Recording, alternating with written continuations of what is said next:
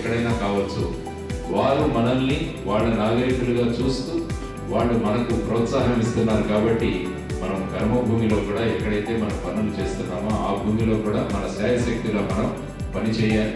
ఆ చేసిన పని ఏదైతే ఉందో దాన్ని మళ్ళా జన్మభూమికి కనుక ఉపయోగకరంగా ఉండగలిగితే అది నిజమైన సార్థకం అవుతుంది ఆ జీవితం అని ఆ రోజు నేను చెప్పడం జరిగింది. కాబట్టి భారతదేశాన్ని ఎప్పుడు కూడా వసుదైక కుటుంబకం అంటారు. అంటే ప్రపంచాన్ని ఒక చిన్న కుటుంబంలాగా భావించేది భారతదేశం.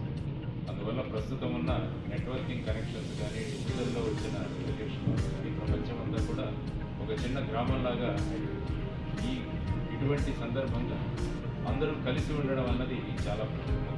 అందుకనే బిజినెస్ నెట్వర్కింగ్ ఇంటర్నేషనల్ సుమారుగా 35 సంవత్సరాల క్రితం కాలిఫోర్నియాలో సుమారుగా 10 సంవత్సరాల క్రితం మన విశాఖపట్నంలో బిఎన్ఐ ఇంట్రడ్యూస్ చేయడం. సుమారుగా ఈరోజు 800 నుంచి 1200 మంది సభ్యులు బిఎన్ఐలో మన విశాఖపట్నంలో ఉన్నారు.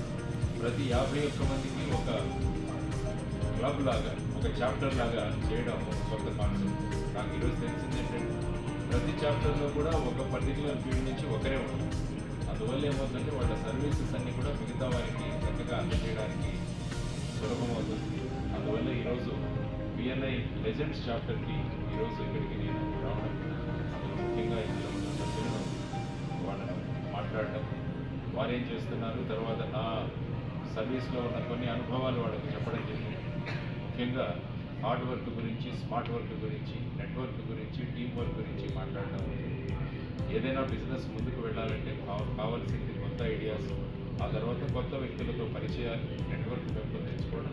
మన సంస్థలో పనిచేసిన వారందరూ కూడా ఒక టీం లాగా కనుక పనిచేస్తే ఆ బిజినెస్ ప్రమాణంగా ముందుకు వెళుతున్న విషయాలు మాట్లాడుకోవడం జరిగింది.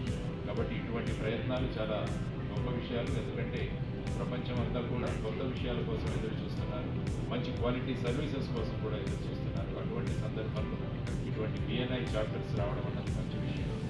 ఈ విధంగా ముందుకు వెళుతున్న బిఎన్ఐ ముఖ్యంగా లెజెండ్స్ చాప్టర్కి